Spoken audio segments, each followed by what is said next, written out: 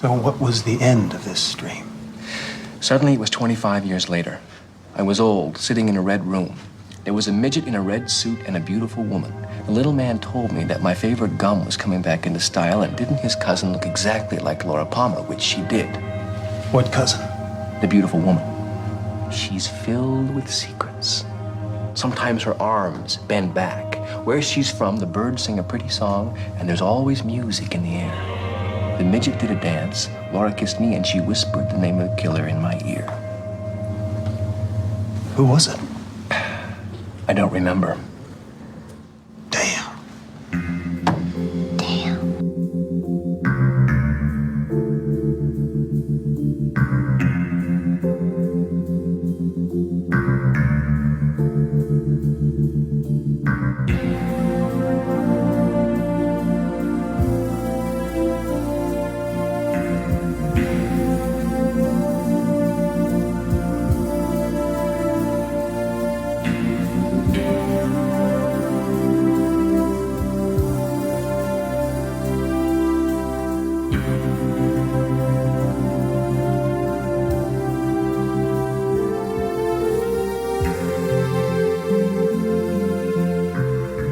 Hello and welcome to Chats, a television podcast, Season 12, PeaksChatz. My name is Magellan, and they're here to break the code, solve the crime. It's Alan. Break the code, solve the crime. Now it's time to do the time. I just rhymed time with time. I like my mimosa with lime. What's up, everybody? These weak arms are heavy. Mom's mimosa full of lime spaghetti. Lime spaghetti. Lime spaghetti, good Yuck. job. How you doing? Hi, Magellan. I'm doing super well. How do you answer that question? What's the time? I usually just say good, I guess. Good. It's like not really a great question. It's like when people at work are like, living the dream, huh? And you're like, no, Greg, no. I can't stand that. I hate it. We have a no. I've said this on a podcast before. We have a no saying that question in our office rule. Never ever. That's a good rule. That's a good rule. You can't say living the dream, huh? You're not allowed because no one is. And if you are, good for you. Not to say you can't be, but you're probably not. Magellan, we're here to talk about Twin Peaks, which is a television show about mysteries and friends and betrayal and funerals. Yeah. We watch 2 episodes of cult classic TV shows every week. This week we watched 2 episodes of Twin Peaks, as a matter of fact. First was season 1, episode 3. Yeah, I guess we can go with that, right? Because the pilot is the pilot. Rest in Pain. And then season 1, episode 4, The One-Armed Man. This first episode, Rest in Pain, was directed by Tina Rathborn and written by Harley Payton. It aired on April 26th, 1990. Alan, what happened in Rest in Pain? Magellan, in this episode, Cooper meets with Audrey, who confesses to leaving him the note about One-Eyed Jacks. Cooper tells Truman he can't remember who the killer was in his dream, but insists that the dream is a code to solving the crime. What's the line? Crack the code, solve the crime that he says over and over again? I have this clip, one of my favorite moments of the episode. The reason I put it in, that's the reason I put it in what I called you today.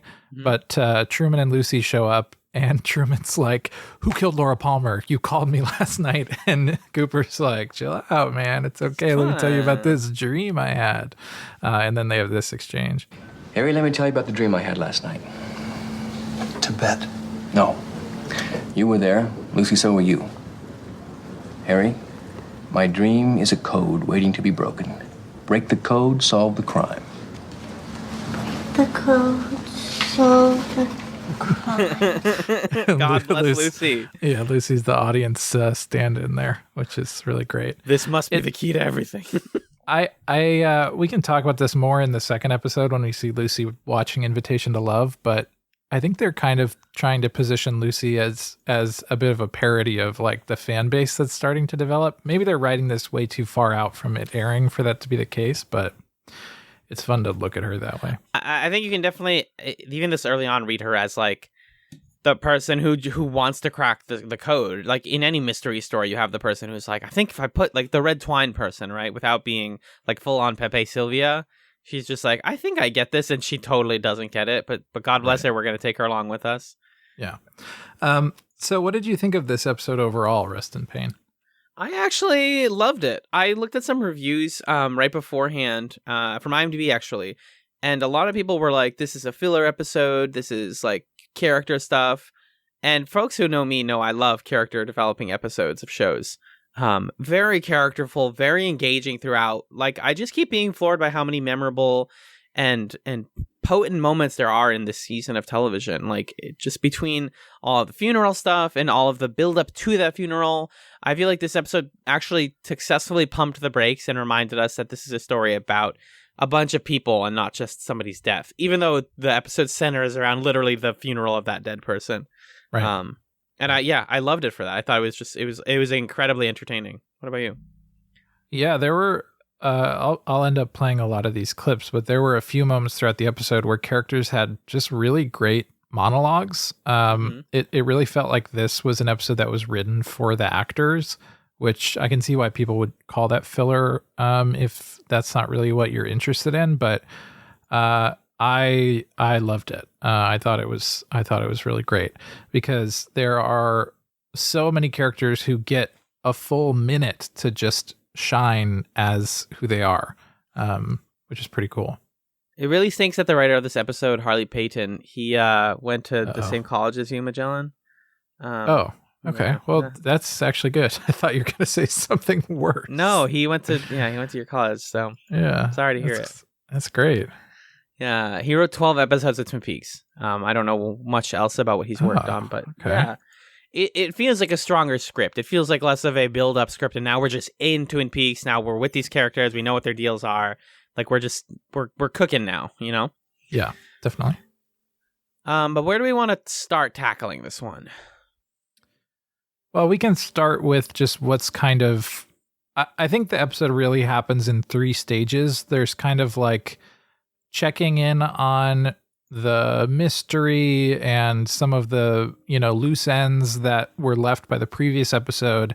Then there's everything in and around the funeral. And then there's kind of a bunch of other stuff at the end of the episode. So I think we can kind of consider those like 3 acts one by one.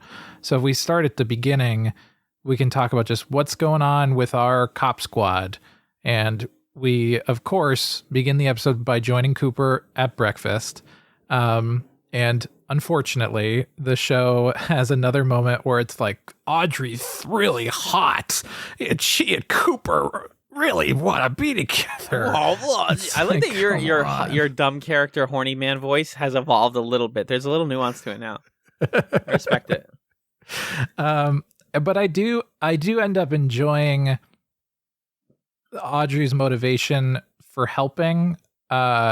Well, I don't necessarily enjoy her motivation for helping, but I enjoy that one of her deals is like, I'm self-appointing myself the deputy of this case, and I'm just going to kind of do that on my own time. And Cooper discovers that in this moment where he gets Audrey to write her name on a piece of paper, and she's like, sure, I'll write my name on a piece of paper. Hell yeah, I love writing my name. And he's like, aha, your handwriting matches the note that you slipped under my door. There's a lot of good moments in this episode, and I think in the second one too, where Cooper just makes the right leap of logic. It's so satisfying watching this man be like smarter than everyone else. There's that moment later in this one where they're interrogating Leo, and he's like, what, are you going to read my rap sheet? And he's like, I memorized it. Yeah, I have that clip for later. He's just so like competent without being annoying, which I think is a fantastic parallel to the man of the hour, Miguel Ferrer as Albert Rosenfield. Who gets his full introduction in this episode after being briefly teased last time. As just the worst, not only as a parallel to Cooper, who's much less competent or competent in a different way. I mean, the guy does get the most data out of this case, but in such a calculating and unempathetic way that it almost feels like the show is telling us, is that worth it? It's setting up some great parallels between Albert and Cooper that I really liked. This is how he talks to Doc Hayward and to Ben Horn, and I think that's everybody who's in the room with him, but at least the 2 of them. Yeah. You're the most cold-blooded man I've ever seen. I've never in my life met a man with so little regard for human frailty. Have you no compassion? I've got compassion running out of my nose, pal. I'm the Sultan of sentiment. Dr. Hayward, I have traveled thousands of miles and apparently several centuries to this forgotten sinkhole in order to perform a series of tests. Now, I do not ask you to understand these tests. I'm not a cruel man. I just ask you to get the hell out of my way so that I can finish my work. Is that clear? Here to conduct Laura Palmer's body to the cemetery. If you think for 1 minute we're going to leave here without her, you're out of your mind. All right. And, Albert has a point in this scene, which I think is worth talking about, because he says at one point, listen, you can have a funeral at any time. A funeral is just sort of like this arbitrary thing of, okay, it's a ritual. Today's the day that we're putting her in the ground.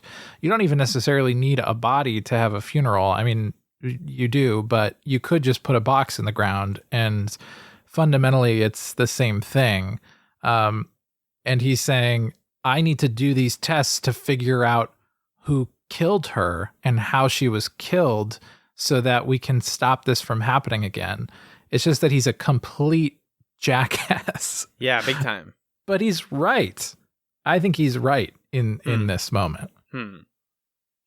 Well, I think, there are intrusive things that he's going to do to investigate. I mean, he wants to drill into her forehead at one point. I don't fully understand what the intent was there, what he's trying to find. But even with just the body that they give him after, or what he got from before the funeral, he gets so much information.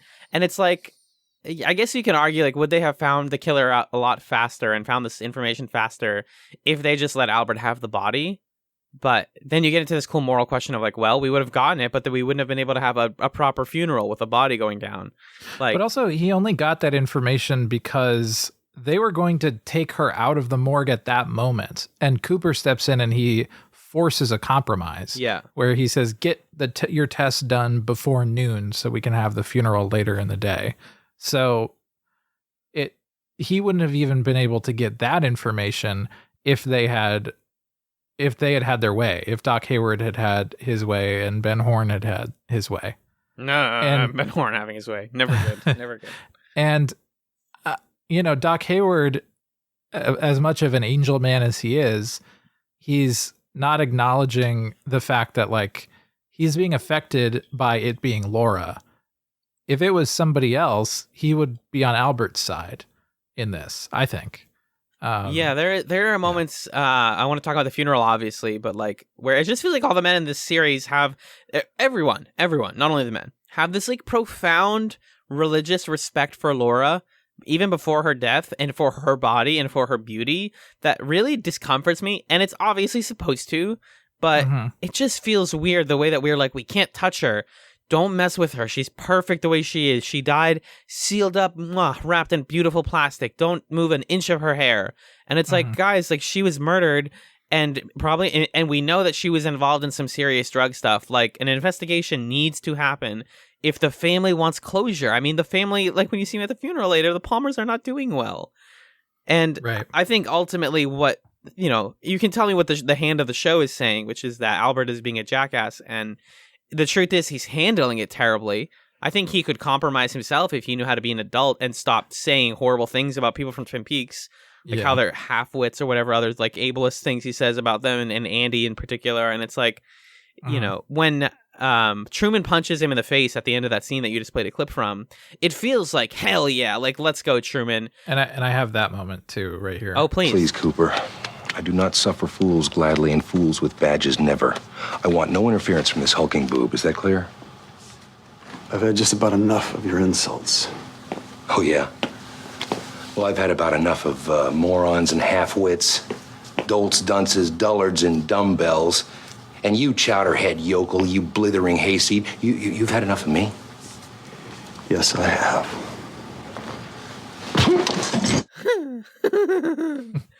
It's very satisfying in that moment. You're like, heck yeah.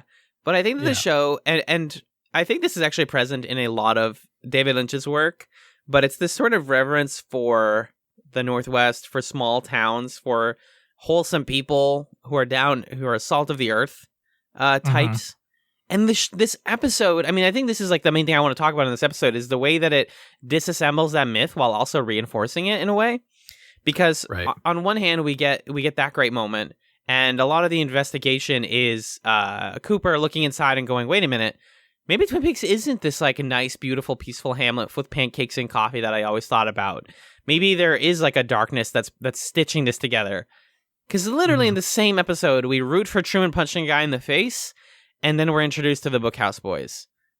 I think the show is trying to say something about, like, maybe you don't have this, like, good old-fashioned hometown without something under it. Yeah, and I think that's the sort of the 3 acts of the episode really take us along that journey of looking under the hood of that particular myth. Because here in the first act, Albert's painted as a jerk. And like you're saying, he gets punched and we're like, heck yeah, that's great. And then Cooper dresses him down and tells him off later. And I can play that speech in a moment. Yeah. And then when we get to the funeral, things start to break down and fall apart. And Bobby has this incredible monologue where he essentially says to everybody, like, stop pretending like you're remembering Laura or doing something she would have liked. This is all fake. This is, we are the people who killed her. It's our fault that she died because she was having issues, and we preferred to have the sort of like surface level image of a nice town as opposed to doing something about the real problems. And then, we get to the Bookhouse Boys and we see the sort of darker underbelly of what the cops do. So I think honestly what's motivating Doc Hayward not wanting Albert to do his tests is Doc Hayward doesn't want to learn the truth, Yeah, he wants to maintain the myth. Right. Let's just get this girl in the ground as fast as possible. Put it behind us. Put it behind us. She's going to be a prom photo on the mantle for the rest of our lives. And we can be happy with that because that's a nice little picture. But it's not the reality. And nobody wants to confront the reality of Laura's life and what led to her death. And we get to see this from Cooper's perspective. He's one of our audience substitutes in a way. And he's so mad at Albert after this. I mean, Albert threatens to sue. He's trying legitimately to sue or throw the book at Harry Truman or later. And Cooper is fully committed to the Twin Peaks myth at this point. He's very much bought in. I mean, literally, there's a scene later where he talks to Diane. I don't know if you have that clip. Yeah, I've got that whole clip. I can just play that speech right now. Yeah. Albert, I hope you can hear me. I have only been in Twin Peaks a short time, but in that time I have seen decency, honor, and dignity. Murder is not a faceless event here. It is not a statistic to be tallied up at the end of the day. Laura Palmer's death has affected each and every man, woman, and child because life has meaning here, every life. That's a way of living I thought had vanished from the earth, but it hasn't, Albert. It's right here in Twin Peaks. Sounds like you've been snacking on some of the local mushrooms. With your behavior towards these good people, consider yourself lucky I do not file a report of my own that could bury you in a building so deep in Washington you'd never see the sun.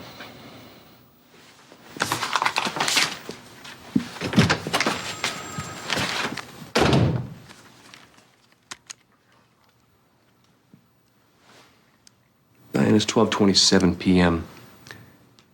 I'd like you to look into my pension plan options regarding outside real estate investment. I may look into purchasing a piece of property at what I assume will be a very reasonable price. There it is. Cooper is the ultimate investment. I want to live here. I don't even want to I don't want to be a visitor anymore. I want to be a member of this town. And I truly do think that the show wants us to feel like that as well. I mean, think about how much of the Twin Peaks fandom is like, oh, I wish it was a real place, or I wish I could go there and hang out with all these characters. Does this show want us to do that? It's because, like we were saying, this episode is a subversion and a deconstruction of that. I guess I mean more up to this point, and from the perspective of Cooper, most definitely. But yes, by the end of this episode, you're to understand. I mean, Truman spells it out. You don't have a town like this without people doing some sketchy things on the fringes of it. It simply doesn't exist. I think there's a couple of other things before we get to the actual funeral, though. I want to briefly touch on the fact that we did see Invitation to Love finally. Folks who've heard of Twin Peaks or know about it know that there is a show within a show called Invitation to Love. Don't need to dig too much into what happens in it, but there's people with actresses playing two people, which we meet Maddie Ferguson this episode. And if you didn't realize that was Cheryl Lee, aka the woman playing Laura Palmer, then they did a good job. She looks very different, by the way. I think they did a good job of making of Cheryl Lee looking not at all like Laura here. They don't just put the hair. The hair does a lot of work there, and the glasses. And the big glasses, yeah. And like seeing people react to her is great. There's an amazing moment in the second episode with James that I was like really impressed by. But yeah, Invitation to Love, just something to keep track of. It's not like, this is the key to everything. You're not going to solve the show by paying attention to Invitation to Love, but it's really cool. And a lot of shows have taken that idea of a show within a show. Obviously, for the sake of like editing and pacing, it's a hard thing to implement, but like I always remember the Max Payne games having, and like a lot of the games from that game studio having like a TV in the background throughout the levels that has like a show on, and it like does the same thing. So again, clearly a lot of people like this idea, this conceit, and wanted to do things like it.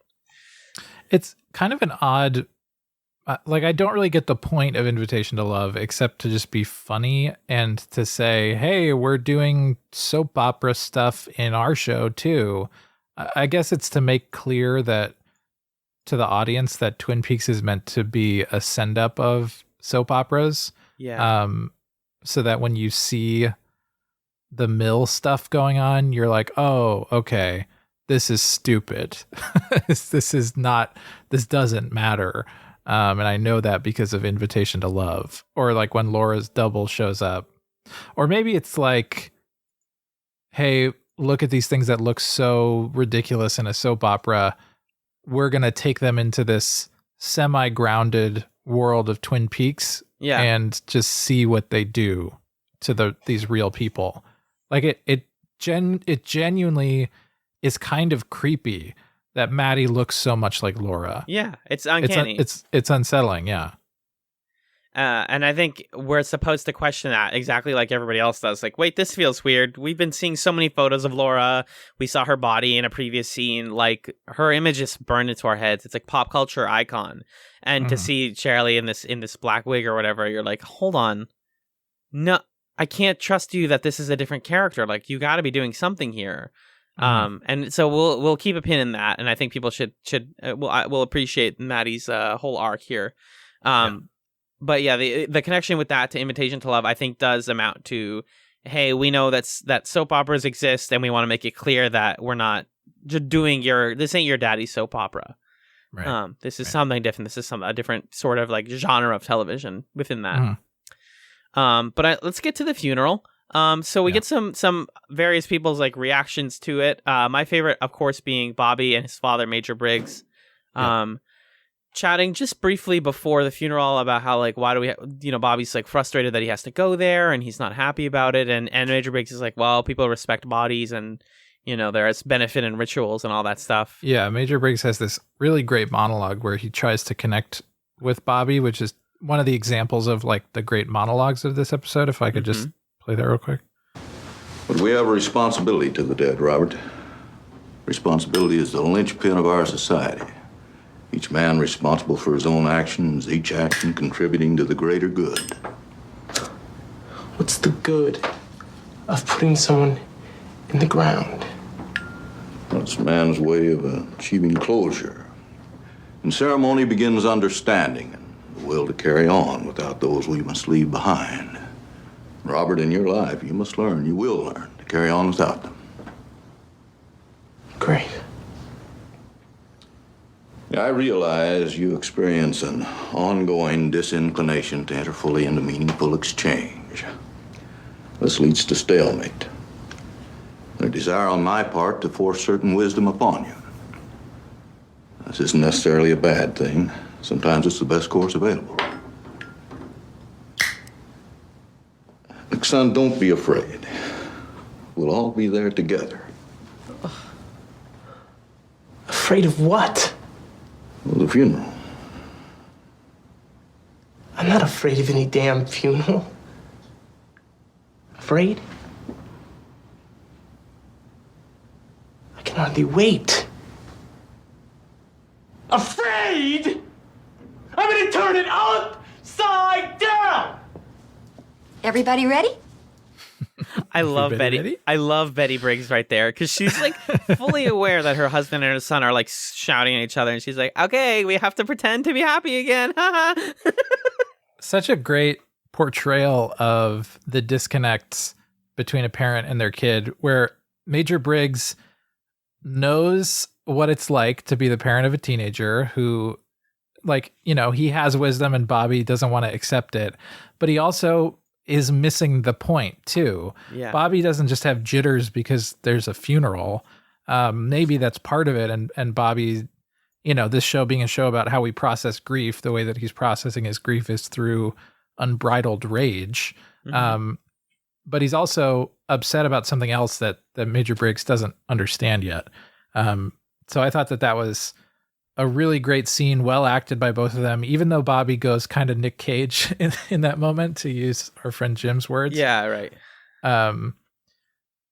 But yeah, it's just a really honest portrayal of what it's like for these two people to just sort of miss each other in this conversation. And it's believable. I listened back to I don't know if it's hit the Patreon at this point, Magellan, but the PeaksChatz, the pre-PeaksChatz recording that we did, the 2014 one. It's up there. And listening to that when I was talking about the pilot, and I was like, this Bobby Briggs scene at the beginning when he's interrogated is so funny. Like he's so loud and he's all yelly, and like yeah, there's like comedy to it. It is kind of silly, but like the dude's girlfriend died. I would be yelling. I would absolutely, and I think at that time, you know, I hadn't, not that like now I've experienced my girlfriend dying and I can relate, but like I've experienced more life since then, and I can understand why somebody would raise their voice when somebody's like, "Did you kill your girlfriend?" Like I understand that. Yeah. But yeah, I really love this, and I can't say enough about Major Briggs. He's just so, he's like, I wrote in my notes like he's kind of too smart for his son. Like Bobby is just he's too young, too naive to understand that he has like one of the best dads. At just very lovable, very empathetic, and yet is like just kind of talking over his son a little bit. And I think his problem is that he cares a little bit more about crafting this perfect nugget of wisdom than he does about just say like a person. Like, speaking to Bobby in a way that they can actually speak to each other. Yeah. Yeah. It's a very frustrating relationship, but a good one to watch in terms of entertainment. And so the other pre-funeral scene that I really liked was obviously Nadine and Ed. Yeah, another frustrating relationship to watch. Big time. Oh man, the scene starts with this moment where Nadine runs up to Ed, and this is the 2-line exchange that they have. This is Nadine running up. Love me. You bet. Like, Ed, come on, man. You bet. Sure. You I mean, he bet. doesn't. He's not. He can't lie. He's bad at lying. Right. But that stinks. And then she tells him this origin story, which is basically for us, the viewer. I don't really know why she's talking about it to him. She's just like, you know, Ed, I always thought about you when I saw you in high school with that girl Norma, and you guys were such a good couple. Yeah. Another one of these beautiful monologues. Yeah. In high school,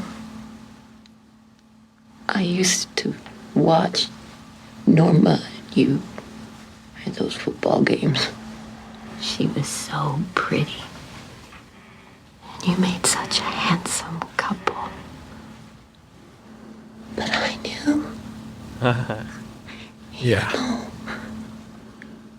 I was just a little nobody. Just a little brown mouse. That's the part where you can rewind the tape and see my heart breaking. Yeah, right. The Simpsons thing.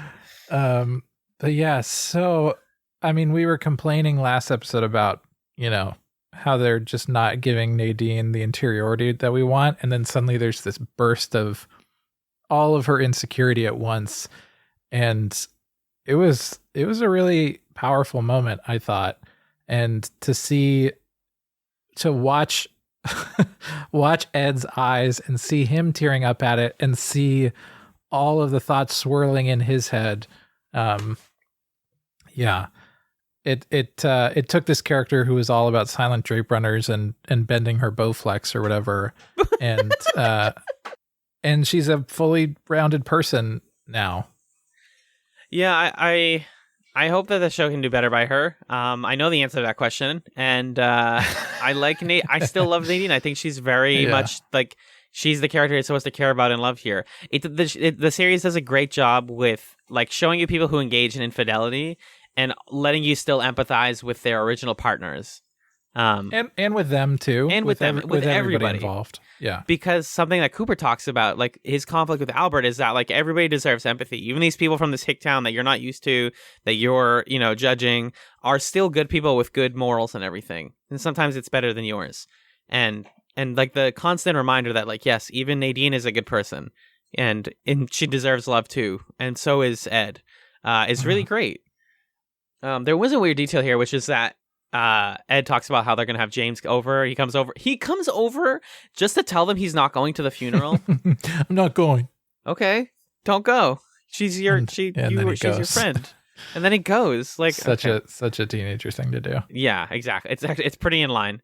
But we get to the funeral, and one of the most memorable scenes. You're going to say the weird was that the weird detail, or was the weird detail that Nadine didn't know who James was? It was both. Thank you. Yeah. Why doesn't Nadine know who James is? I have no idea.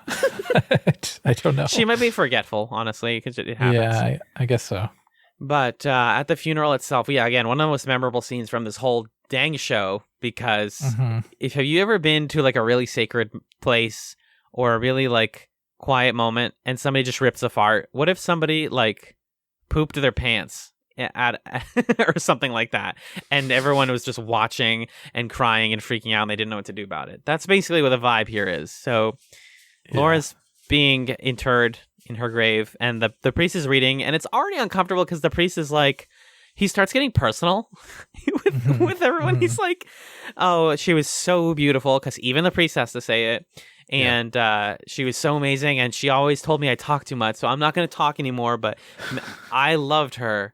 He says I loved her, which like I've heard priests say it. It's not that weird, but it's coming off weird.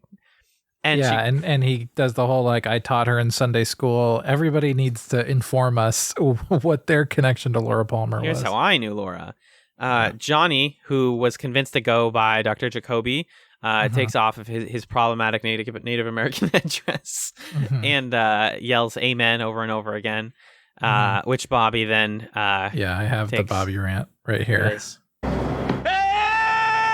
Amen! Amazing screen. Yeah, this is just Bobby fully Nick Cage mode now. What are you looking at? What are you waiting for? You make me sick. You damn hypocrites make me sick! Everybody knew she was in trouble. But we didn't do anything. All you good people. You want to know who killed Laura? You did! We all did.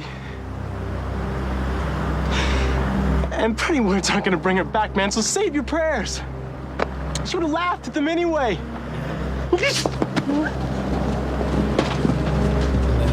James is there, and so it becomes this like slow motion fight scene thing. Yeah. You have all the old men trying to pull her back. That's enough, Bobby. That's enough.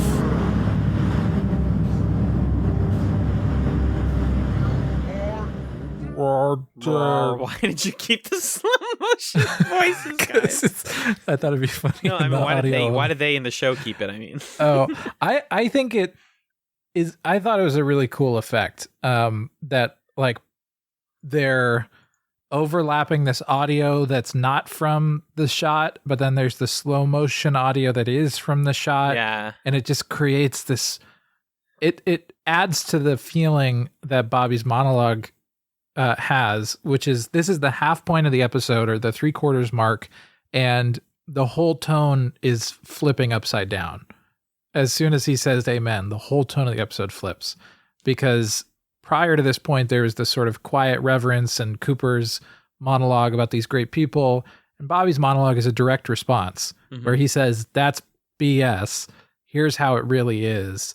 And the rest of the episode, I think, is sort of fallout from the tone of what he sets there. And I just thought that was really cool cinematography, post-production work to give it this dreamy, upsetting feeling, coupled with right after it, Leland Palmer jumps into the grave himself. Oh, gosh. And that is just a lot. I figure you have a clip from that, right? Yes, I have that too.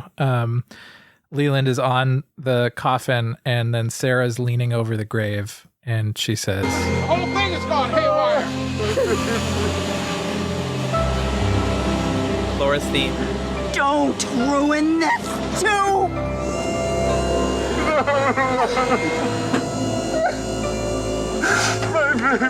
and the machine is like broken, so it's going up and down, and the sound design work there is absolutely unparalleled. The like creaking of the, and it's so annoying but funnily frustrating that the next scene is Shelley like jokingly talking about this scene to some old men at the double R. She's like, oh my God. And then the thing was creaking. And I'm like, I was just there. It sucked. Don't make fun of them. Yeah. And it's just another example of a character processing grief in a very particular way. Like that Shelley doesn't have a more mature response right now because she's a kid, basically. Yeah. And so she's going to joke about it because it was really disturbing. Right. Imagine witnessing that in real life and just how terrifying of a moment that is. Yeah. You have to giggle. You have to laugh about it. Yeah. And go ahead. No, I was going to pivot to talk about Bobby. Yeah, let's do that. Bobby's right. We are all hypocrites, and we did all kill Laura Palmer. Like that's he solved it faster than Trooper. Oh my God, Cooper and Truman. Trooper. I found my ship name. Then faster than Cooper or Truman could solve it. It's not a single entity. It's a system that did it. Which is like that's what it always is in these shows, right? It's not like we find the one person, we find out that there's corruption underneath, and it goes all the way down. But that sets the tone for the back third of this episode, which is like, okay, well, what does it mean for a whole town to be complicit in something like that? Right. And this is the moment where the series goes from like quirky, mystery, fun time, donuts and coffee show to like a pretty dark dissemination of like what living in a small town is actually like in the north, in this area. The darkness in the woods, as Truman says later. So Truman asks Cooper, and he brings Hawk with him to go to a diner. He asks Cooper if he wants some huckleberry pie. And if you could just play this monologue, this is probably my favorite monologue of the entire episode, from Truman to the gang. So this is like, this script is out of control. This is like incredible 1 minute monologue, like number 5 or 6 at this point. This one you could teach in school. Yeah, if you're out there trying to audition for something, you can find a character who fits you somewhere in this script. Yeah. But yeah, this is Truman. So it starts with Cooper eating his pie. This must be where pies go when they die. Great line. Okay, Harry. Would you please tell me why you really called me in here? Cooper, you're gonna have to go along with me on this, even if it sounds a little weird. I'm with you. Twin Peaks is different.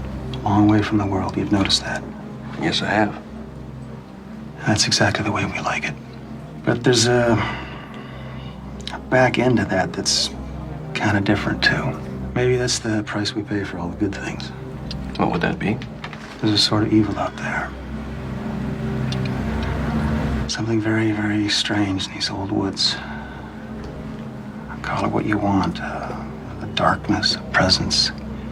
It takes many forms, but it's been out there for as long as anyone can remember. And we've always been here to fight it. We? Men before us, men before them, or after we're gone. A secret society. Why don't we take Agent Cooper for a little ride? Where to? The bookhouse. Yeah.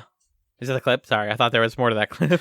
Yeah, that's the clip. Wait, because then they just go to the bookhouse. Yeah, they go to the bookhouse, which is, I can't believe I never realized this the first time. It's literally a house with books. It's like a like a place where you get books. Yeah. And Truman is basically revealing that they have this like vigilante, extra legal, extrajudicial like task force run by most of the young men in a lot of the young men in Twin Peaks, including James and his friend from the pilot, the biker boys. Because it's this abrupt moment where Truman's telling Cooper, okay, you know, we protect against evil, whatever, and that kind of lines up with what Cooper's seen in his dreams and just what we've seen in the show so far. It isn't surprising. It's just, oh, okay, the characters are aware of it too. And Truman's kind of giving this monologue that balances out what Cooper said and what Cooper said and what Bobby said. Yeah. But then when they get there, like you're saying, there's this really shocking moment where they round the corner and James and his buddy just have Jacques Renault's brother tied up and gagged. It's fucked, dude. Yeah. I don't even know how to describe it. It's like the moment when you realize that your parents are people, but like way darker, or like the moment that you realize that somebody you knew has this like secret life, and you're like, oh God, and it's not surprising, which is what's sad about it. It's like, yeah, James, of course James is there. Like, James is this kid in high school. He's a high school kid. You gotta really, like, maybe the actor doesn't look like it. But James and Joey are like teenagers, and Truman is like our homie, and Hawk is like our cool friend, and we've been like doing all this fun investigation stuff.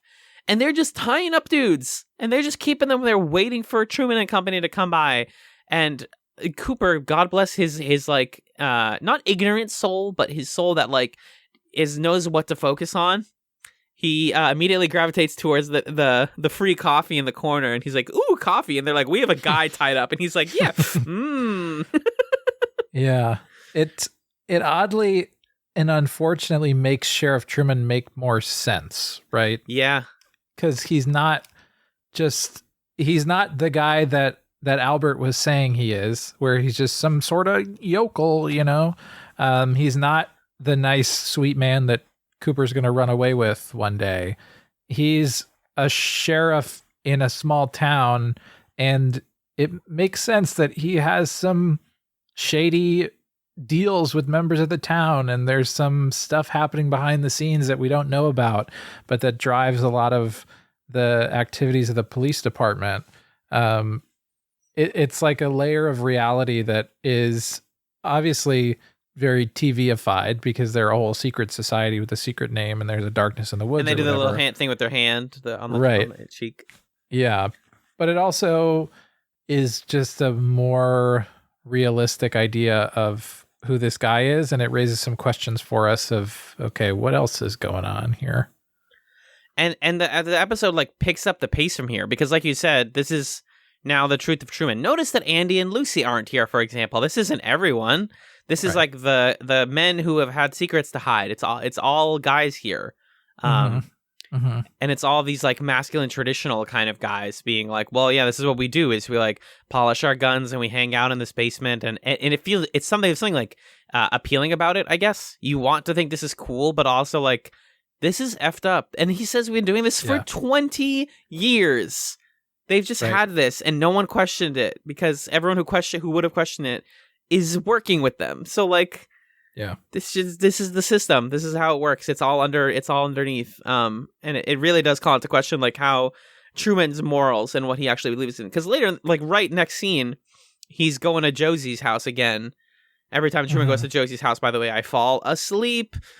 And he's like, "Oh my God, you're so beautiful!" And did you know you're beautiful? And Catherine's like effortlessly listening in on her little speaker thing. And then they like have sex on the carpet, and it's like, that's Truman. That's our dude Truman, and he's like so corrupt. Yeah, he's so morally compromised. And, you know, no shade to people who have sex on the carpet. I mean, you know, do your thing. But yeah, I mean, it starts to answer the question that you had of, or starts to respond to the statement that you were making earlier of like, Laura Palmer, her death is the fault of the systems and the norms of this particular town, this particular regional society even, or the American society, whatever you want to zoom it out to. And one of those systems is the police department that is inherently corrupt in this way. And so it makes sense that in a town full of people being duplicitous and taking things into their own hands and doing things the way that they want them to be done, that Laura Palmer would meet the fate that she met, because that's just the kind of town that this is at its core. Yeah. If anything, learning all these things about the town just makes her murder makes sense. It's no longer scary and confusing. We haven't answered it yet, but now I'm like, yeah, of course it would happen here. Yeah. Jacques Renault is like taking people over, or Leo's going to go pick up Jacques Renault from the border. Jacques Renault stuff, the introduction of that character, we get more of it in the second episode, but I find it like, it's the epitome of this. And that guy, when they pull the tape out of his mouth or whatever, is doing the worst, like, French-Canadian. His accent is terrible. 0 out of 10. It was like, at one point, it sounded like he was doing a Jamaican accent or something. Yeah. What are you doing, bud? And Jacques Renault barely has an accent also. Jacques Renault looks like Dan Schneider, by the way, if people know who Dan Schneider is. He's just like a dude. Those actors did not communicate about their upbringing as brothers. Mm-hmm. They did not meet in the middle on that.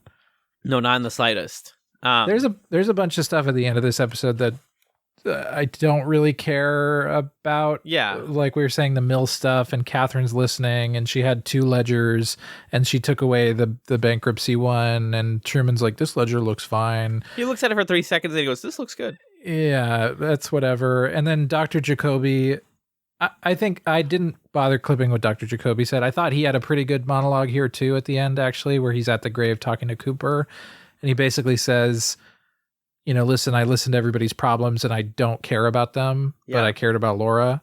That was a nice moment. Dr. Jacoby's still a strange dude. He sucks a lot faster than everyone else. But what I will say is the reason he talks about that is fleshed out more in the second episode. However, in this episode, we have a brief scene we don't even really need to touch on, but Audrey has like a crawl space in the Great Northern or whatever, in her house, where she can like sneak around and hear people's conversations, and she's listening in on her parents talking about how like, oh, we can't take Johnny to the funeral, that it wouldn't be appropriate, he's gonna make a mess, like it's gonna be such a problem, and you know, all that stuff. And then she goes to the other corner and she sees Dr. Jacoby trying to coax Johnny out of his headdress and like being very tender with him. Yes.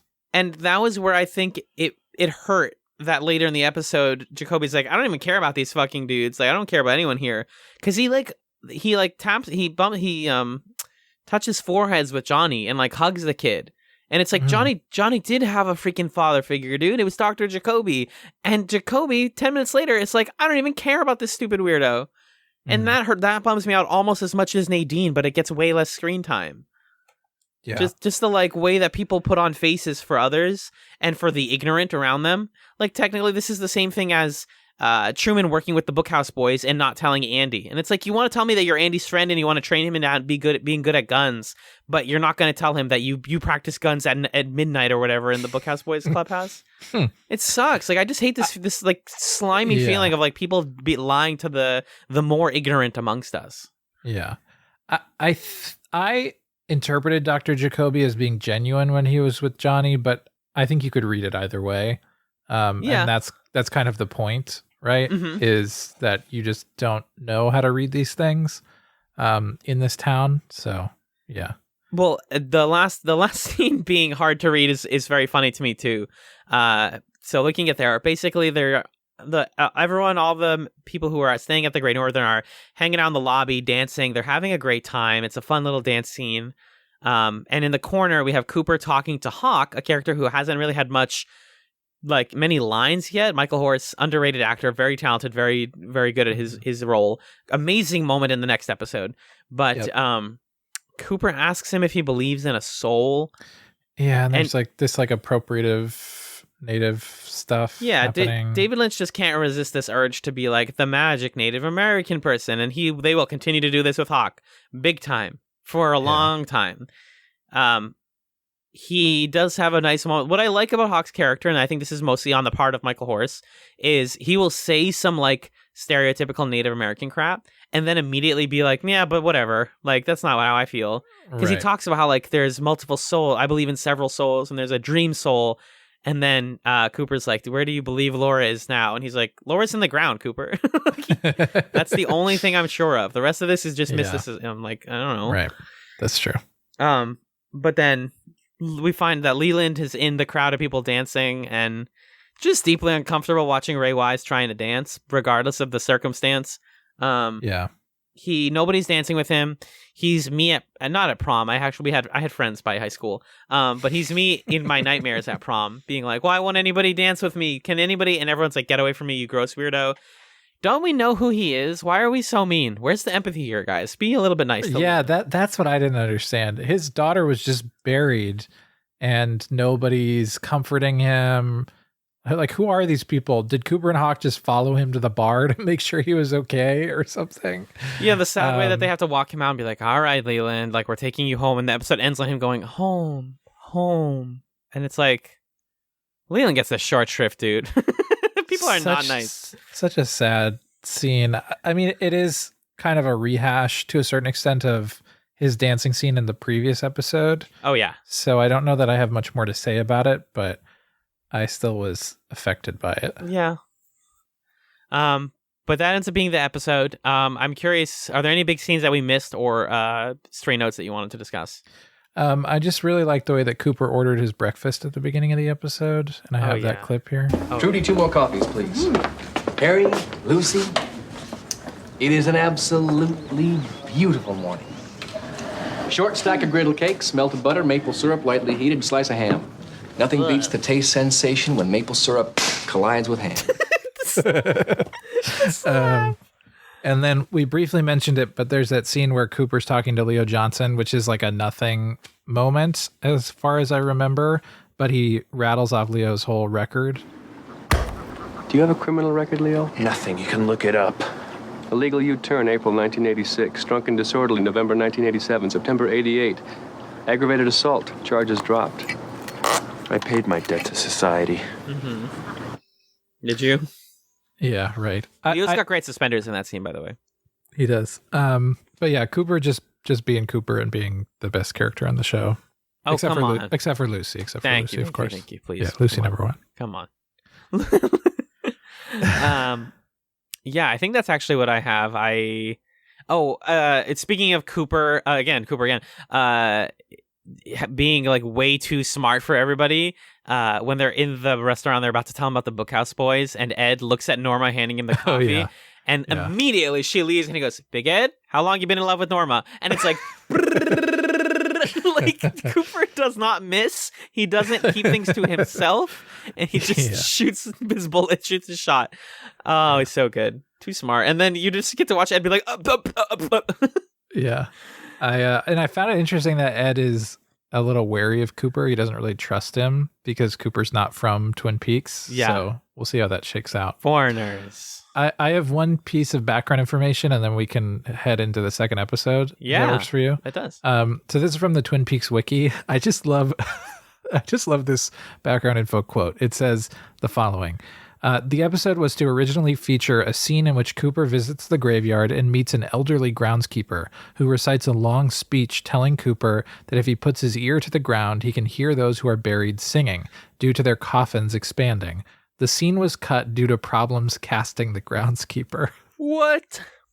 This is the most, like, any mystical detail in this show where you're like, what does it mean? Could have just been cut because they had problems casting the groundskeeper. Exactly. So don't look into anything too closely, I would say. I mean, like Michael Anderson, the actor who plays the person for the little person in the dream sequence. Yeah, Man from Another Place. There was like a lot of conflict with him and David Lynch, and that's why there's like he's I guess minor, teeny tiny spoiler. He's not like he doesn't come up later after a certain point in the series. And it's just like you think like, oh, is it like some secret about the dream sequence? And it's like, no, him and David Lynch didn't like each other very much. That's it. So remembering that Twin Peaks is a real show that was actually produced. So yeah. I got the Blu-ray set of this series. I bought the what is it called? Twin Peaks: The Entire Mystery on Blu-ray. It's an amazing Blu-ray set. I highly recommend if people want to own this show. And I'll be talking about some of the special features as I discover more of them, but it has these cast photos, which are so wild because one, you get to see David Lynch with like black hair when he's super young, and that's really bananas. And two, you get to watch like characters who are supposed to be dead or supposed to be in dreams hanging out with the rest of the cast, and you're like, no, wait. It's like seeing like Freddy Krueger with the mask off or whatever, and you're like, that's a guy. That's Robert Englund. Hold on. But yeah, just this is a real show that was made. It sometimes it boggles the mind remembering that. But that's what I have, Mr. Magellan. Hello, folks. This is Alan. If you haven't already noticed by the length of this episode, we decided to separate both halves into separate releases this week. We received some feedback about last week's beefy podcast length, and we decided to release both of these parts on separate days to give some people time to enjoy each half. You'll be hearing our discussion of The One-Armed Man with our special guest this Wednesday, July 21st. And we are sorry if you were really excited to hear that discussion today, but again, we felt it would be better for more people if they had some time to just enjoy this episode and re-listen, watch the episodes with us, etc. But before I close out this episode, I do want to read an email that we received a few weeks ago, actually, from good friend of the podcast, Ryan Slawinski from the Spit and Polish podcast. Ryan says, "Hello. I wanted to share some of my thoughts on the pilot episode of Twin Peaks, as it's one of my favorite things in the Twin Peaks franchise. I came into watching Twin Peaks fully during university, but was familiar with Lynch and his overall style of filmmaking and telling stories. What I love about the pilot episode, and what I think made it stand out from other shows of the time, and still makes it stand out today, is how perfectly it captures the feeling of grief and loss. The ability to transmit genuine emotion through film is one of Lynch's real strengths as an artist. Twin Peaks, for example, manages to make me buy 100% into the grief of an entire town's worth of people for a girl that I haven't even met. The characters are surely what attaches most to a story, and Twin Peaks' pilot has some damn great ones to kick off a series with. But it is that sense of loss and that sense of impending dread that lured me into this narrative. I remember going through the process of trying to figure out who killed Laura Palmer during my first watch of this episode. But the moment when Bobby Briggs snapped about being the suspect really shifted my way of looking at the show.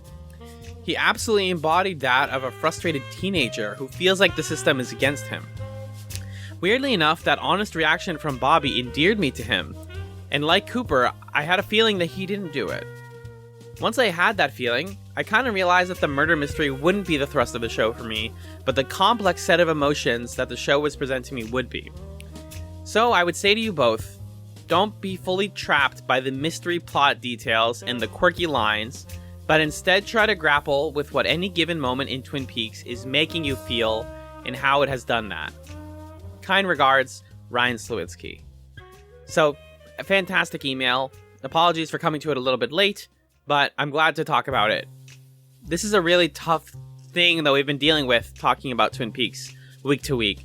Magellan and I have both watched the show before, and we have an understanding of where it's going and what the momentum is, but it's still, I watch it and I get invested in the mystery just like I did the first time, even though I know where it's going. And I would say to people watching for the first time too, yes, definitely take Ryan's advice. This is a character show. This is a show with tone and with vibe, character, individual beats and moments. It is not a show for you to solve, for you to overly theorize about, no matter what the fandom will tell you. It is not a show with 100% all the way across the board clear answers. It's a show to have fun with, and that's why I love it. It's why it's one of my favorite shows. For folks who may be new to chats, one of my favorite shows personally of all time is Lost. And warts and all, Lost is also a character-centric show. I talk about it so much on this podcast, it's becoming a bit of a joke. But the reason I love it is they just don't feel the urge to tell you things. They do eventually, and then the late era of the show is bogged down by that. But it's just about people being people. And like Ryan said in this email, Twin Peaks is about grief. It's about violence. It's about like the way that systems justify violence. It's very complex in its characters. And they all have so much more to say and so much more to do than what we see in even this first season. So agreed with Ryan 100%. I kind of want to impart this message to the rest of people watching Twin Peaks for the first time. Don't come to it looking for, a concrete answer or gritty, realistic murder mystery shenanigans. And appreciate the Lynch stuff, but understand this is also just a character show. Like, that's where Frost and Lynch work together the best, is they wrote characters really well. So, I really appreciate that, Ryan. I think that's a great point. And if you would like to send in emails, you can do so by heading over to chatspod@gmail.com. That's chatzpod@gmail.com. We also have a Twitter @chatspod, where you can find updates about the show, and a community-run subreddit, which is at r/chatspod on Reddit. We encourage people to rate us on their podcast platform of choice. If you think we're a cool show, give us 5 stars. Maybe consider writing a review. That would make us very happy, good or bad reviews. And we have a Patreon. That's where all of our bonus content is. A lot of the stuff we talk about and pilot and think about and movies that we watch come from our Patreon, where we have people supporting us at $1, $3, or $5 a month. And if you support us at $5 a month, you get a thank you at the end of every episode of the main show. So right now, for example, I'm going to say thank you to our current $5 patrons, Kat, Marcus, Nick, Pat, Fendon, Ryan, Six, and Stefan. Thank you for supporting Chats the Television podcast. We also have a website, which is the center of all things chats. It's chatspod.com. And our podcast art was done by Camilla, who was on a recent episode of PeaksChatz. She can be found on all social media platforms as Camillastrator. Check out her cool stuff. And that, my friends, is going to do it for this episode of PeaksChatz. Damn fine podcast. We'll see you on Wednesday.